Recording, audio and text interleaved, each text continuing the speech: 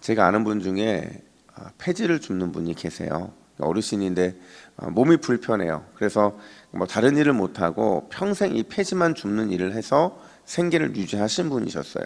근데 감사한 게 뭐냐면 늘 이분이 하시는 말씀이 그럼에도 하나님이 자녀들에게 복을 주신 거예요. 자녀들이 참 잘 됐습니다. 제가 듣기로는 첫째 아들은 의사가 됐고 둘째 아들은 좋은 기업에 다니고 있고 또 막내는 또 선생님이 되어서 그냥 부모가 힘들게 살았지만 이 자녀들은 정말 잘 되는 복을 누렸어요. 근데 이제 자녀들이 잘 되니까 이 엄마한테 잘하는 거예요. 엄마한테 작은 아파트도 사주고 넉넉한 생일비도 대주고 예쁜 옷도 늘 챙겨드리는데 그 예쁜 옷을 입고 그 좋은 데 살면서 문제는 이 어르신이 새벽마다 여전히 폐지를 주러 다니신다는 거죠. 그러니까 그 모습을 볼 때마다 이 폐지를 담는 그 수거함에 버려진 물건들을 담는 그 모습 속에서 자녀들이 마음이 너무 아픈 거예요. 그래서 그렇게 하지 말라고 하는데도 그게 안 고쳐지는 거죠. 여러분 뭐가 문제였을까요? 뭐가 문제예요? 겉은 이미 좋은 옷을 입고 다니고 좋은 데 사는 새 사람이 됐는데 속은 여전히 옛사람 그대로의 모습으로 살아가고 있더라는 거죠. 여러분 신앙생활도 충분히 그럴 수 있다는 거예요. 분명히 겉은 멀쩡하게 교회를 잘 다닙니다. 1년, 10년, 5년, 20년, 30년 정말 교회를 잘 다니는데 여전히 속은 옛사람으로 살아가는 경우들이 우리는 종종 있다는 거예요. 이거는 뭐 성도들도 마찬가지지만 목회자들도 마찬가지인 거죠. 그래서 제가 어제 본문에서 바울이 뭐라고 말했다고 말씀을 드렸냐면 23절부터 24절 말씀을 우리 같이 한번 읽습니다. 시작. 오직 너희의 심령이 새롭게 되어 하나님을 따라 의와 진리의 거룩함으로 지으심을 받은 새 사람을 입으라. 아멘. 뭐라고 말을 해요? 뭘 입으래요?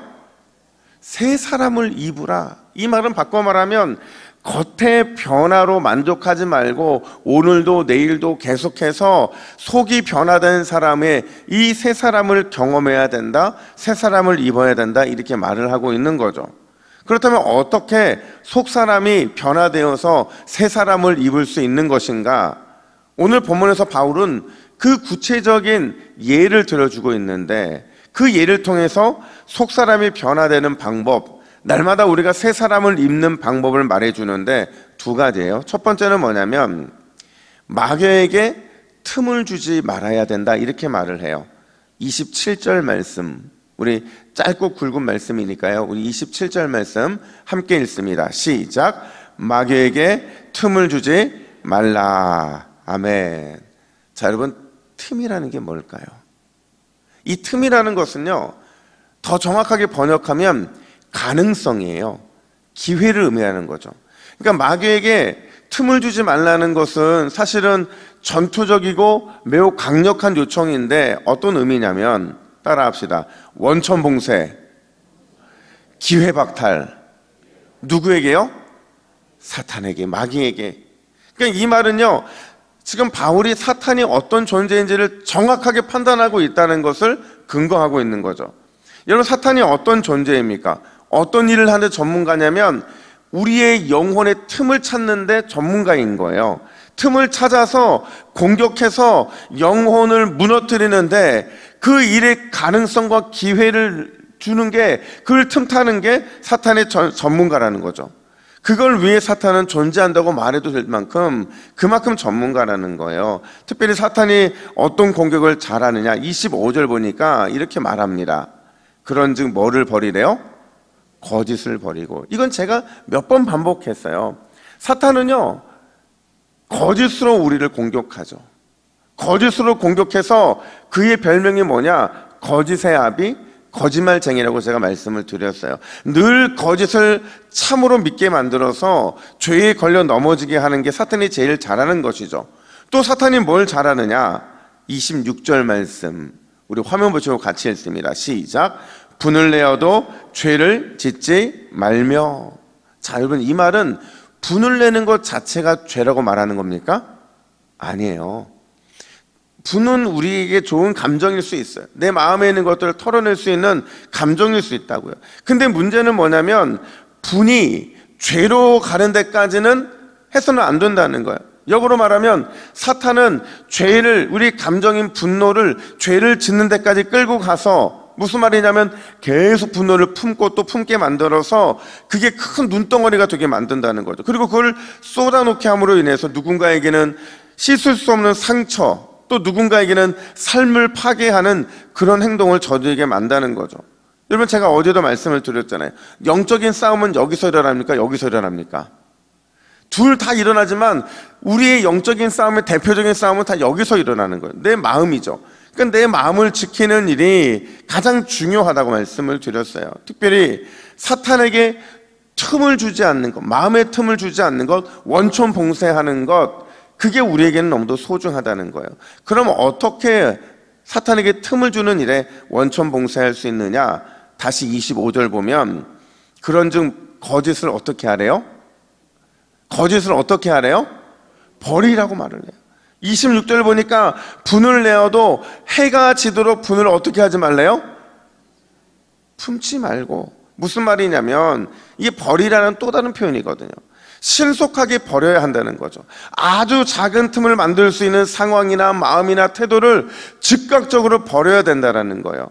그래서 31절에서 뭐라고 말하냐면 너희는 모든 악독과 노함과 분냄과 떠드는 것과 비방하는 것을 모든 악의와 함께 버리고. 똑같은 말을 데살로니가전서 5장 22절에서는 이렇게 말을 합니다. 우리 데살로니가전서 5장 22절 함께 읽습니다. 시작. 악은 어떤 모양이라도 버리라. 여러분, 버려야, 내 마음에서 밀어내야, 그래야 사탄에게 틈을 주지 않기 때문에 지금 바울은 계속 버리라고 말을 하는 거죠. 옛 것을 버려야, 옛날에 즐기던 그 마음의 상태들을 버려야 내 마음이 새 것이 되어서 그 새 것 안에 그리스도의 은혜와 영광이 이루어지게 되는 거예요. 여러분, 오늘도 악은 그 모양이라도 버림으로 옛 것과의 전쟁에서 승리하시기를 예수님의 이름으로 축복합니다. 뿐만 아니라 우리가 기억해야 될 두 번째가 있는데, 그게 뭐냐면 우리는 성령을 근심케 해서는 안 된다라는 말이죠. 30절 말씀 우리 함께 읽습니다. 시작. 하나님의 성령을 근심하게 하지 말라. 그 안에서 너희가 구원의 날까지 인치심을 받았느니라. 아멘. 여러분, 성령을 근심케 한다는 게 무슨 뜻이냐면요, 이 말 속에는 거듭난 우리 심령 안에 빠짐없이 누가 계신다는 거예요? 성령 하나님이 계신다는 걸 근거로 하고 있는 거예요. 성령 하나님이 내 안에 내주하고 계신다는 거죠. 따라서 믿는 우리가 취해야 될 영적인 스탠스는요, 어떻게 해서든지 함께 내주하고 계시는 성령님께 순종하는 거죠. 순종해서 그분을 기쁘시게 하고 그분과 함께 하나님의 영광을 위해 살아가는 것, 그게 성령의 내주하심에 늘 온전히 따라가는 삶이라고 말할 수 있는 거죠. 근데 여러분, 우리가 그렇게 살지 않는다는 거예요. 성령을 너무 근심케 한다는 거죠. 그러면서 바울이 오늘 본문에서 죄의 목록들을 말해주고 있는데 25절 보니까 다시 한번 거듭 반복하죠. 거짓이 나와요. 26절 보니까 풀리지 않는 분노에 대한 얘기가 나와요. 28절 보니까 도둑질이 나오고, 29절에 보니까 더러운 말들, 또 31절에 보니까 악독과 노함과 분냄과 고함침과 비방, 이런 것들이 그리스도인답지 못하게 살아가는 모습인과 동시에 우리 안에 계신 내주하신 성령님을 근심하게 만든다는 거예요. 중요한 건 여기서 성령을 근심하게 한다는 게요, 그냥 감정적이고 그냥 감정적으로 슬프게 만들고 비탄하게 만들고 고통을 주는 그런 의미가 아니라는 거예요.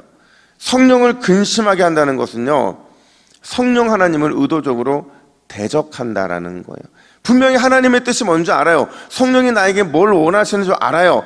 그럼에도 불구하고 내 말과 행동에 고침이 없는 거죠. 버리지 않는 거예요.